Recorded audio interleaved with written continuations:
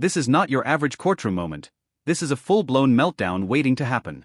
A staggering 0.367 BAC, a defendant already on thin ice, and a judge who's clearly had enough.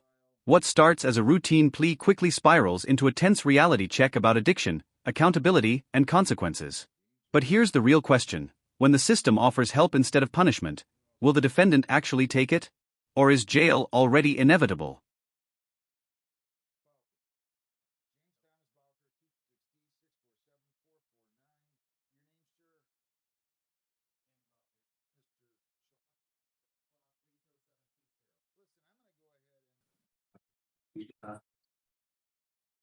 Anybody force you to plead guilty or promise anything to induce you to plead guilty? No, Your Honor. Did you ever have a prior alcohol related? 2019, Your Honor.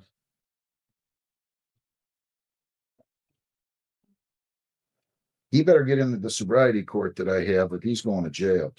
This is what you mentioned last time. Good. I'm glad I'm consistent. He has been in treatment, he's been going to AA as well, but however, he needs to get into sobriety court, he's ready to do that. Yes, Your Honor. Did you get printed on this case yet? I did. After the last case, I went up to You ordered him last time. Who's Thomas Fioretti? That's my father.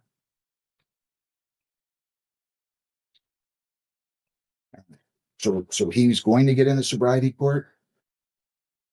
I'm not quite sure the mechanics of that. Is that something that goes through probation? Here's what will happen if you want to do this. And I'm not threatening you, I'm just telling you with your blood result, I should say, and you having a prior, you're going to go to jail if you don't get in the sobriety court. I understand, Your Honor. Sobriety court, we put you on bond conditions today. You'd immediately get a sober link device. You'd immediately start testing at your own expense right now. 3 times a week. You'd immediately get into treatment. You'd be going to AANA 3-4 times a week, like I ordered you to do before. Let's pause right here. 0.367 BAC is not just high, it's dangerously close to life-threatening. For context, most jurisdictions consider 0.08 legally impaired. This is over 4 times that limit. The judge immediately recognizes the severity, and this isn't just about a traffic violation anymore. This is about public safety. Notice how the questioning shifts from basic facts to deeper accountability. The court isn't just asking what happened, it's asking why it happened.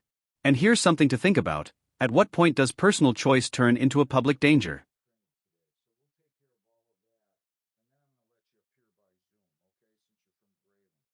While impaired, they're going to dismiss the super drunk. True? Yes, it is, Your Honor. Is that what you want to do? Yes, Your Honor. All right. If you plead to operating while impaired, the possible penalties are up to 300 fines, 93 days jail, 360 hours community service. Court costs are all 4 points. License suspension or revocation in accordance with your record in your vehicle could be or might have to be immobilized depending upon your record. You understand that? Yes, I do, Your Honor. Did you sign, read, and understand the advice of rights form here today? I did, Your If you Honor. plead guilty, you will be giving up all those rights, and there will be no hearing or trial. Do you understand that? I do, Your The Honor. charge operating while visibly impaired. How do you plead? Guilty, Your Honor. Be operating a motor vehicle in the city of Gibraltar on Wilson near North Gibraltar on December 7th, 25 at 11:16 p.m. I did, Your Honor. Did you drink alcohol before? I did. What did you drink and how much? Beer. How many? At least a dozen, something more. What else? Yeah, Shots? a couple shots, yeah. What kind of shots? Would have been Jameson, whiskey.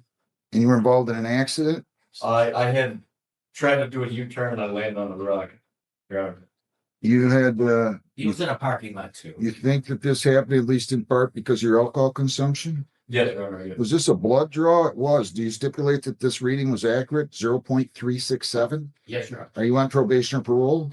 Pretrial services. I have an alcohol tether. After this, I had asked for it. No. I'm asking you right now, are you on probation or parole? No, What about Monroe? Monroe, it's pretrial services. It's being dismissed. It's being dismissed for second. I don't know. What kind of case is that? It's not domestic. This moment right here is critical. The judge isn't threatening, he's laying out reality. With a prior offense and a BAC this extreme, jail is absolutely on the table. But instead of immediately sentencing, he offers sobriety court, which is essentially a structured rehabilitation program. Now here's the catch, it's not easy. Frequent testing, strict monitoring, mandatory meetings. This is a full lifestyle overhaul. The judge even says he'd rather do jail time than go through it himself. That tells you how intense it is. So the question is the defendant truly ready to change, or just trying to avoid jail?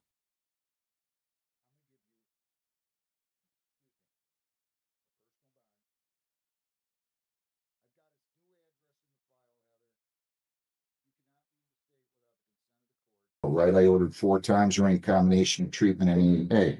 He has been doing that via Zoom. He has notations of that. I thought I told them in person.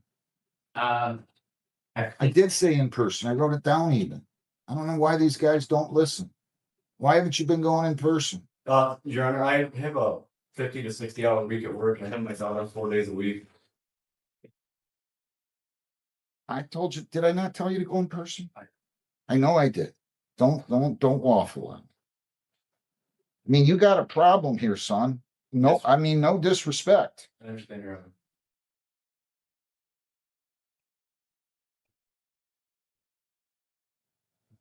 You can feel the judge's patience wearing thin here. He already gave clear instructions, in-person treatment, and yet the defendant chose convenience over compliance. In the legal world, that's a big mistake. Judges expect strict adherence, especially in cases involving substance abuse. What makes this moment powerful is the shift in tone. It's no longer just guidance, it's frustration. The judge even sarcastically says, "Put on a robe if you want," calling out the defendant for acting like he can make his own rules. And honestly, do you think the judge is being too harsh here, or completely justified?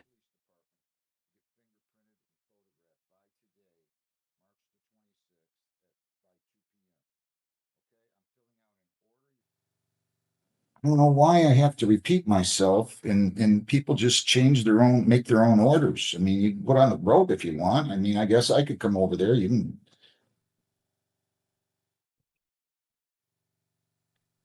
I'm gonna let it go this time. I'm not gonna let it go again. Thank you, Your Honor. So let me finish now. You'd be going to AA, NA, in person. You'd be in treatment. You'd be testing 3 times weekly at your own expense.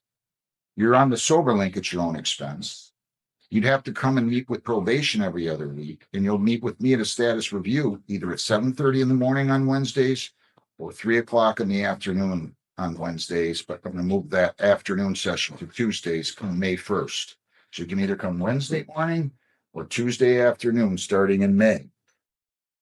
We'll put you through a bond phase. If you're compliant, and we think you're serious about getting yourself some help, we'll accept you into the program. Our grant funding will be used to pay for your testing, to pay for your sober link. If you have any deductibles, we can help you with that if you're not able to afford it. So at any rate, that's your options. And I'm gonna presume that you're going to go into sobriety court. I am, Your Honor. Okay, good. Sobriety court, but I don't want people in this that are just doing it either for a license or to stay out of jail. I gotta tell you, I've run this program. I'd rather do 90 days than go through sobriety court myself. I would. But that's not the point of it. The point of it is to get you some help so you don't kill yourself or kill somebody else. You get another one in the next 68 years and it's a phone. Yes, Your Honor. Okay? So Heather, I'm gonna take a date about 5-6 weeks out, okay? Will it be in one of my house days? Yeah, we'll give you a date on that. So about the end of April, I'm gonna say early May, maybe. We have Gibraltar here on May 7th. How about that day? Is it a Thursday? Yes, it is. That'll be fine. May 7th at 8:30, okay? But you gotta go meet with probation.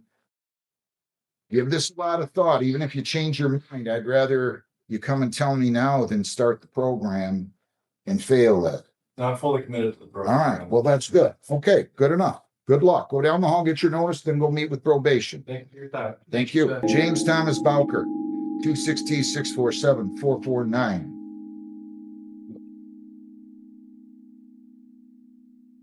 Your name? James Parker, Your Honor. When did you show up here? 11:30. Why are you showing up so late? I got dropped off at the city hall. I walked to the police station. Who dropped you off at City Hall? My girlfriend did.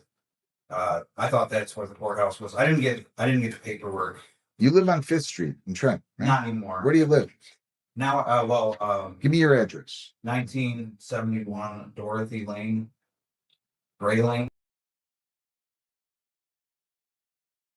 Now we move to a completely different kind of issue: courtroom responsibility. Showing up late might seem minor, but in court, timing is everything. The judge immediately questions credibility. Notice how quickly things escalate from a simple explanation to a deeper investigation about address, communication, and accountability. This is where many defendants lose the court's trust, not because of the crime itself, but because of how they handle the process. So ask yourself, if you were in this situation, would the judge believe your explanation? It's my folks' place. Dorothy, right? Yes. Lane, and that's in Grayling. Great. What's the zip there?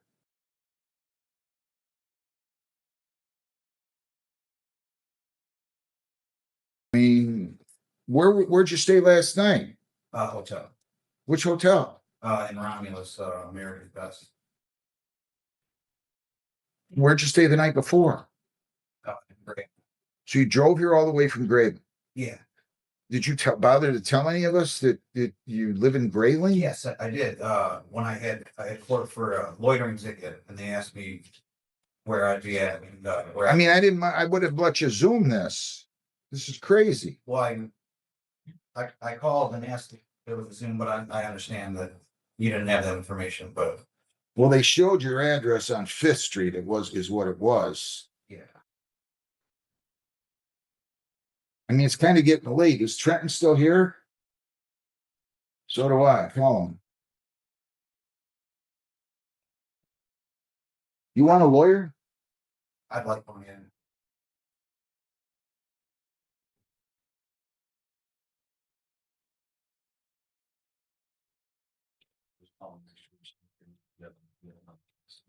Who's our lawyer on this, John? It would be Mr. Schloff. You did this to Mr. Schloff. Explain what happened. Tell him to kind of run that one through quickly, if you would. So you go out in the hallway, we'll set you up. Jared Miracle. Thank you. Jared Andrew Miracle. Is he here? 20T-635-153-A and B. Do you know if he's here, Heather? I don't see anybody. He did not check in with me, Judge. Yeah, this is just a willful intent to delay adjudication. This guy, I sent the, I'm not going to play the games with this again. This is a 19 ticket. He was arraigned on March the 2nd of this year. I set a bond. I was probably too kind. I said 3,000, 10%. I won't make that mistake again. I'm issuing a warrant forfeiting his bond. And This is a perfect example of what happens when someone completely ignores the court. The judge calls it exactly what it is: a willful delay of justice. And just like that, the tone flips. Bond revoked. Warrant issued. No second chances. Courts rely heavily on compliance, and when someone doesn't show up, it signals disrespect for the entire legal process. What's interesting here is how quickly the judge escalates the consequences, because at this point, it's no longer about the original charge, it's about defying the court itself. setting 10,000, 10%. Bench warrant to issue 10,000, 10%. That's on the A file. And on the B file, 1,000, 10%. I'm not gonna play games with these guys, please. All right. What else do I have? James Bowker. James Thomas Bowker, 260-647-449. Your name, sir? James Butler. Mr. Shaw. 30720. Listen, I'm gonna go ahead and, first of all, does he stand mute and waive formal He reading? does. Not guilty, please entered. I can see you want an adjournment, right? Yes, and discovery as well, please. Right, so I'm gonna go ahead and sign that, granting the order for discovery. I'm going to set your bond, and we will go from there. So Let's see, larceny case.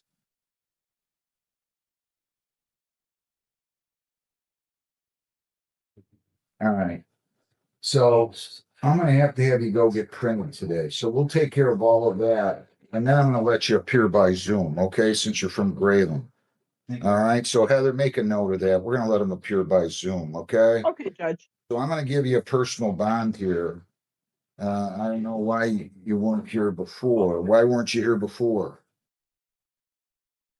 He just received notice of the date, recently, is that so? Yeah, I didn't get any paperwork. Yeah, why did they just file a citation on February 25th of this year when the incident occurred in February of 24? So I get it. That's why it happened. I'm gonna give you, excuse me, a personal bond. I've got his new address in the file, Heather. You cannot leave the state without the consent of the court. You cannot violate any law or ordinance. You must appear in court as directed. I'm going to order that you not have any contact with prosecution witnesses or the victim. And I don't know who the victim is. See, they're not giving me enough information here, but no contact with the victim or prosecution witnesses. You cannot leave the state. You cannot violate a law. You must appear in court as directed. You have to go to the police department to be fingerprinted and photographed by 2 p.m. today, okay? So you're going to go over to the Trenton Police Department to get fingerprinted and photographed by today, March the 26th by 2 p.m. Okay, I'm filling out an order. You're going to go down the hall, get that order. If you want a court-appointed lawyer going forward, you're going to have to fill out a petition for one before you leave. Do you work? Not currently, that was my job. Where did you last work? I work for, Escalates, it's like a group home. How much were you making? I think that was 17 an hour. All right. If you think you can't afford a lawyer, you fill out a petition for one. Okay. We're going to give you a bond sheet. We're going to give you an order for prints. I'm going to give you the new court date. You're going to go down the hall and get the court date. When is that going to be, Heather? That'll be April 23rd at 9:30. April the 23rd at 9:30. Okay, sir? Judge, I what's do this wish you- personal bond that you're setting? Yes, personal bond $1,000. Thank you. And you can take this down the hall or take this down the hall and you'll get a copy of that and you are all set. Any questions? No, All right, thank you. Is that the last of yours? Last of mine. Is that the last of Mr. Crawford's, I hope? No, I got it. There's a gentleman in lockup. I'm bringing out Flat Rock zooming in. He's right there. So let me get. Is that Mr. Crawford's? Yes. I'll thank you. Sit down right here, fill out all the highlighted boards. Do what he says. People against Al Jahalam? Yeah. Salamat Nasser El Jalam. This is 26W40751.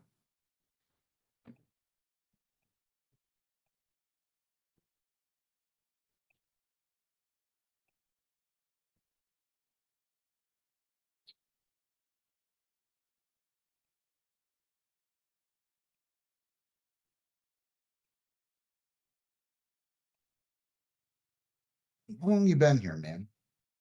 Me? Yeah. USA? No, I'm asking you. She was a walk-in this morning, Judge. She was a walk-in. You just walked in? Yeah. What time? I walked in at like 8:30, 8:40. Well, I gotta review this report. Your height status is revoked. Where you been? I did not know about the party and I had no transportation. I don't drive. Judge, just to let you know, she did. There was a notice mailed, and they also signed when she was here for her screening. She signed off on a notice in probation that was handed to her for that court date. Yeah, and I went and got fingerprinting the same day that you guys told me to.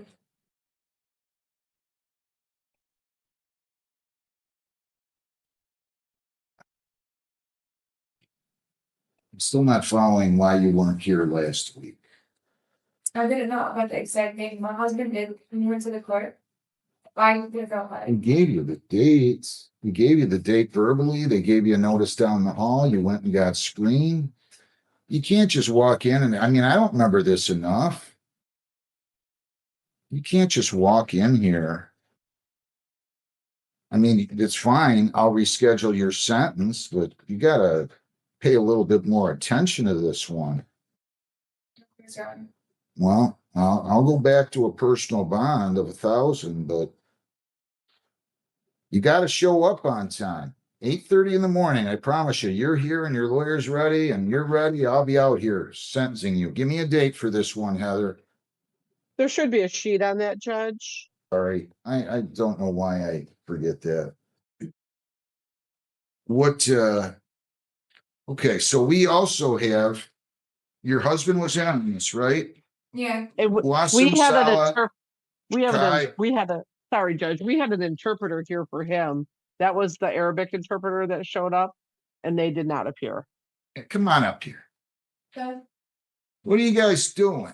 We had an Arabic interpreter here. You guys think I'm gonna do this? You know what? You know how expensive they are? This is Wassim Salah Kayed El Riyashi, 26W840752. Well, Your Honor, Michael Crawford representing the defendant. What is going on here? Well, Your Honor, my client, young lady here, she is. This moment highlights something most people don't think about: court resources. Interpreters are scheduled, paid, and essential for fair proceedings. When defendants don't show up, it's not just inconvenient, it's costly. The judge's frustration here is very real. He even mentions that courts can't charge for interpreter fees anymore, which puts more pressure on the system. This isn't just about one missed appearance, it's about wasting limited resources. And the warning is clear: next time, there will be serious consequences. Supposed to get sentenced today. Well, no, she just walked in. Well, Her husband wasn't here on March 18th. She didn't show up. We had an interpreter. If you can tell your husband this, ma'am, yeah. if you want to agitate me, don't show up when there's an interpreter here. If you really want to agitate me, make sure you don't show up when there's an interpreter here. Those people get paid a lot of money, and the court, quite frankly, doesn't have the money anymore. And now I get this new rule that says the courts can't charge for interpreter fees anymore. Your Honor, the reason. Well, I have a good mind to lock them up. That's what I have a good mind to do. No, please don't. No. Don't play games. Your Honor, she apologized. I'm not gonna do it. Because I'm a lot more courteous than some people that walk in. They just don't get it. Well, Your Honor, I'm she's prepared to move forward. not gonna, I didn't even get a chance to read the report again. I mean, you guys give me a lot of credit. I was at court to school this morning. I don't remember everything about this report. I want to read it again. She was supposed to be here 8 days ago. I don't remember from day to day. And I can't do his without an interpreter. Reschedule cases real quick before I get really agitated, Heather. We need an Arabic interpreter. They're on the front of the file, the date. Oh, I'm sorry.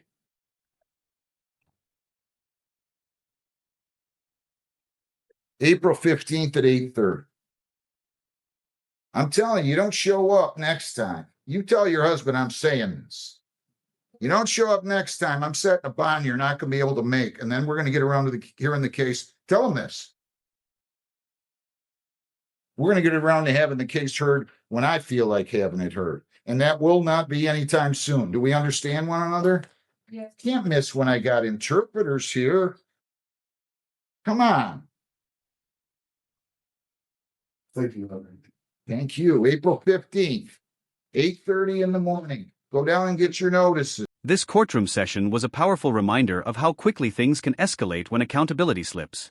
From a dangerously high BAC case pushing a defendant toward sobriety court, to missed appearances leading to warrants, and even wasted court resources triggering judicial frustration. Every moment here highlights one key theme: the court demands responsibility.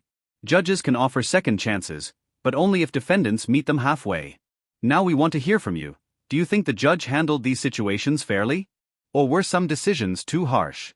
Backhand index pointing right. If you found this case as shocking as we did, make sure to hit that like button, share your thoughts in the comments, and don't forget to subscribe for more jaw-dropping courtroom breakdowns.